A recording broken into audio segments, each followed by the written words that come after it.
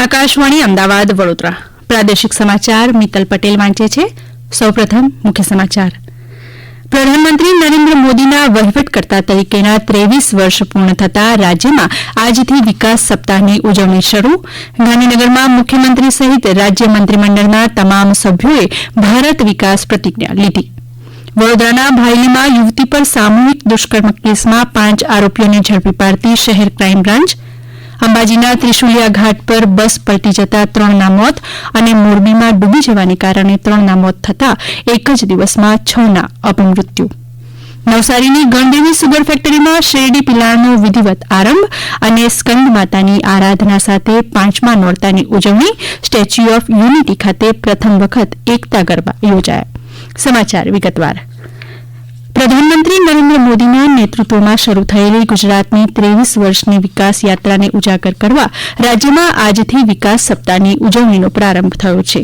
વિકાસ સપ્તાહ દરમિયાન રાજ્યમાં લોક ભાગીદારીથી વિવિધ કાર્યક્રમો યોજાશે. રાજ્ય સરકારની વિવિધ યોજનાઓની થીમ આધારિત દિવસોની ઉજવણી થશે. આ ઉજવણી અંતર્ગત ગાંધીનગર ખાતે વિધાનસભામાં આજે મુખ્યમંત્રી સહિત રાજ્ય મંત્રીમંડળના તમામ સભ્યોએ ભારત વિકાસ પ્રતિજ્ઞા લીધી હતી. વર્તમાન પ્રધાનમંત્રી અને ગુજરાતના પૂર્વ મુખ્યમંત્રી નરેન્દ્ર મોદીએ વર્ષ 2001માં 7મી ઓક્ટોબરે રાજ્યના 14મા મુખ્યમંત્રી તરીકે શપથ લીધા હતા. આજે એક વહીવટકર્તા તરીકે પ્રધાનમંત્રી નરેન્દ્ર મોદીએ 23 વર્ષ પૂર્ણ કર્યા છે. આ ઉજવણીના ભાગરૂપે રાજ્યમાં નરેન્દ્ર મોદીના તેમના શાસન દરમિયાન વિકાસ કામોથી પ્રસિદ્ધ થયેલા સ્ટેચ્યુ ઓફ યુનિટી, કચ્છનું સ્મૃતિવન, શ્યામજી કૃષ્ણ વર્માનું સંગ્રહાલય સહિતના 23 જેટલા પ્રતિકાત્મક સ્થળ પર વિકાસ પદયાત્રા કરાશે. વિકાસ સપ્તાહ હેશટેગ સાથે સોશિયલ અને ડિજિટલ મીડિયા પર નાગરિકો પોતાના અનુભવો શેર કરી શકશે. વિકાસ સપ્તાહ દરમિયાન 3500 કરોડ રૂપિયાના વિકાસ કામોના લોકાર્પણ અને ખાતમુહૂર્ત પણ કરાશે. વડોદરામાં બીજા નોરતે ભાયલી વિસ્તારમાં સગીરા પર સામૂહિક દુષ્કર્મ કરનારા 5 આરોપીઓને વડોદરાની ક્રાઇમ બ્રાન્ચે ઝડપી પાડ્યા છે. દુષ્કર્મ કરનાર 5 આરોપીઓ પૈકી 3 ઉત્તર પ્રદેશના હોવાનું સામે આવ્યું છે. ગરબા રમવા નીકળેલી 16 વર્ષની સગીરા તેના મિત્ર સાથે વડોદરાના ભાયલી બિલ રોડ વિસ્તારમાં બેઠી હતી ત્યારે 3 નરાધમોએ તેના મિત્રને ગોંધી રાખી સગીરા પર સામૂહિક દુષ્કર્મ આચર્યું હતું. આરોપીઓ વડોદરાના તાંદલજા વિસ્તારના હોવાનું જાણવા મળ્યું છે. 5માંથી 3 ઉત્તર પ્રદેશના રહેવાસી છે. તેઓ ઘણા સમયથી તાંદલજા વિસ્તારમાં રહે છે. વડોદરા શહેર પોલીસ કમિશનર નરસિંહા કોમરે જણાવ્યું હતું કે હાલ પોલીસ દ્વારા આરોપીઓની તપાસ કરવામાં આવી રહી છે. 3 આરોપીઓ અટક થયા છે. એમના દ્વારા વાપરેલી એક મોટરસાયકલ પણ રિકવર થયું છે અને જે આરોપીઓના પ્રાથમિક પૂછપરછમાં મોબાઈલ ફોન આજે મળી આવ્યો નથી. આ અંગે વધારામાં તપાસ થશે અને નેક્સ્ટ ફ્યુ અવર્સમાં કે 2 દિવસોમાં આ સમગ્ર ઘટના અંગે વિસ્તૃત તપાસ હાથ ધરી તમને વખત તપાસમાં બહાર નીકળતા તથ્યો અને પ્રગતિ અંગે જાણકારી આપશે. આરોપીઓ પ્લાસ્ટર ઓફ પેરિસ કરવાના વ્યવસાય સાથે સંકળાયેલા હોવાનું પણ તેમણે જણાવ્યું છે. દુષ્કર્મ વખતે 3 યુવાનો નશામાં હોવાનું પણ પ્રાથમિક તપાસમાં બહાર આવ્યું છે.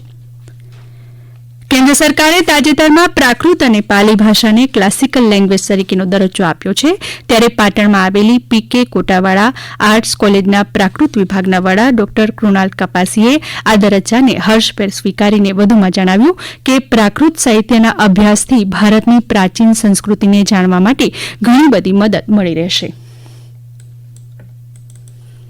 પ્રાકૃત ભાષા એ ભારતની પ્રાચીન ભાષા છે. ભારતના સૌથી પ્રાચીન દસ્તાવેજ કહી શકાય એવા અશોકના શિલાલેખો એ પ્રાકૃત ભાષામાં છે અને પ્રાકૃત ભાષા એ સંસ્કૃતની બહેન કહી શકાય છે અને પ્રાકૃત ભાષામાં જે વ્યાકરણ આપ્યું છે તેના દ્વારા ભારતની પ્રાચીન જે લોકભાષા છે તેને ઉકેલવામાં મહત્વની મદદ મળી શકે તેમ છે. આ સમાચાર આપ આકાશવાણીના અમદાવાદ વડોદરા કેન્દ્ર પરથી સાંભળી રહ્યા છો. આ સમાચાર આપ અમારી YouTube channel AIR news Gujarat પર પણ સાંભળી શકશો.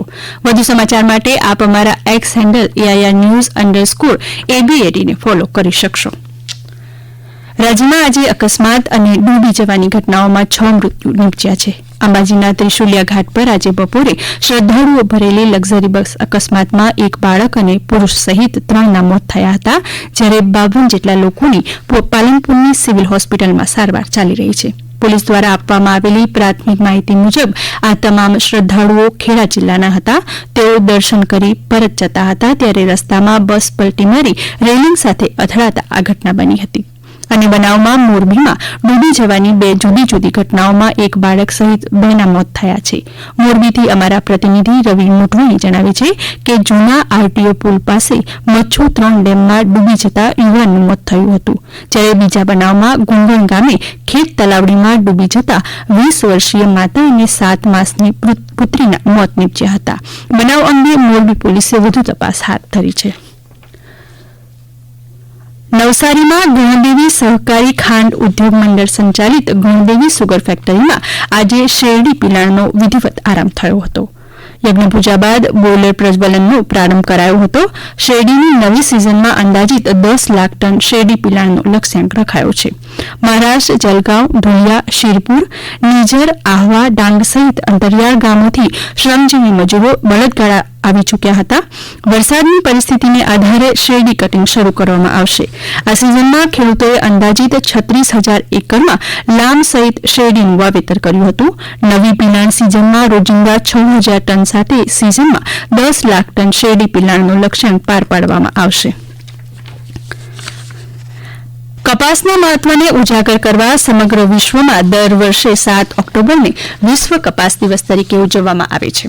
સમગ્ર દેશમાં કપાસના ઉત્પાદનમાં ગુજરાત બીજા નંબરે છે.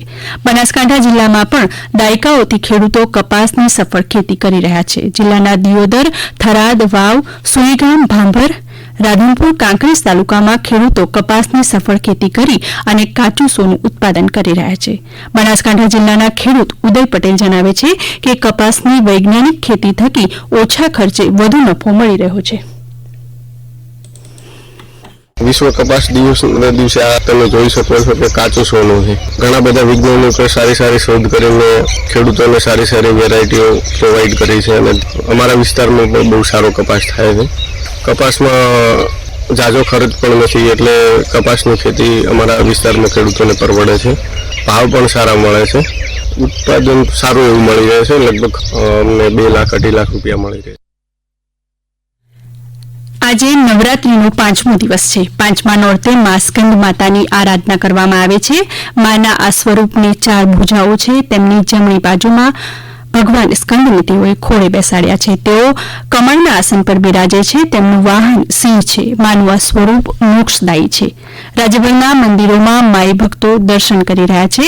કચ્છના દેશદેવી મા આશાપુરાના મઢ ખાતે ભક્તો શીશ ઝુકાવી રહ્યા છે. વધુ માહિતી આપી રહ્યા છે અમારા પ્રતિનિધિ હેમાંગ પટની. મઢ ખાતે અત્યાર સુધીમાં 3 લાખથી વધુ શ્રદ્ધાળુઓએ શીશ ઝુકાવ્યા છે. માતાના મઢ ખાતે આવનાર પદયાત્રિકો અને માઈ ભક્તોની સુગમતા માટે મંદિર ટ્રસ્ટ દ્વારા રહેવા જમવાની સાથે 24 કલાક અન્નક્ષેત્ર કાર્યરત રખાયું છે અને મંદિરના દર્શનનો સમય સવારના 5 થી લઈ રાતના 1 વાગ્યા સુધીનો કરવામાં આવ્યો છે. સાતમની રાત્રે રાજા બાબા યોગેન્દ્રસિંહજી દેવી હોમી નવરાત્રી મહોત્સવની પૂર્ણાહુતિ કરશે. હેમાંગ પટેલ, આકાશવાણી સમાચાર, ભુજ. નર્મદા જિલ્લાના એકતાનગરના Sardar Sarovar dam view point 1 ખાતે 2 દિવસીય એકતા ગરબાનું પ્રથમવાર આયોજન કરાયું હતું, જેમાં રાષ્ટ્રીય એકતા માટે ગરબાની થીમ સાથે ગરબા ગવાયા હતા. તેમાં સ્ટેચ્યુ ઓફ યુનિટીના કર્મચારીઓએ એકતાના સંદેશ આપતા પ્લેકાર્ડ પ્રદર્શિત કર્યા હતા. જામનગરની જલાની ઝાડની પ્રાચીન ગરબીમાં માત્ર પુરુષો જ માતાજીના છંદ, દોહા અને ચોપાઈ પર ગરબી રમે છે. કોઈપણ પ્રકારના અર્વાચીન વાજિંત્રો વગર માત્ર ઢોલ નોબત પર રમાતી આ ગરબીમાં માઇકનો પણ ઉપયોગ કરાતો નથી. ગરબે રમતા ભાઈઓ જ માતાજીના છંદ, દોહા અને ચોપાઈ બોલે છે અને બાકીના પુરુષો તે ઝીલે છે. અંતમાં મુખ્ય સમાચાર ફરી એકવાર.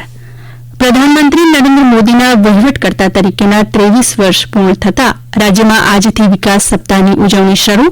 ગાંધીનગરમાં મુખ્યમંત્રી સહિત રાજ્ય મંત્રીમંડળના તમામ સભ્યોએ ભારત વિકાસ પ્રતિજ્ઞા લીધી. વડોદરાના ભાયલીમાં યુવતી પર સામૂહિક દુષ્કર્મ કેસમાં 5 આરોપીઓને ઝડપી પાડતી શહેર ક્રાઇમ બ્રાન્ચ. અંબાજીના ત્રિશુલિયા ઘાટ પર બસ પલટી જતા 3ના મોત અને મોરબીમાં ડૂબી જવાને કારણે 3ના મોત થતા એક જ દિવસમાં 6ના અપમૃત્યુ. નવસારીની ગણદેવી સુગર ફેક્ટરીમાં શેરડી પિલાણનો વિધિવત આરંભ અને સ્કંદ માતાની આરાધના સાથે 5મા નોરતાની ઉજવણી. સ્ટેચ્યુ ઓફ યુનિટી ખાતે પ્રથમ વખત એકતા ગરબા યોજાયા. આકાશવાણીના અમદાવાદ વડોદરા કેન્દ્ર પરથી પ્રાદેશિક સમાચાર પૂરા થયા.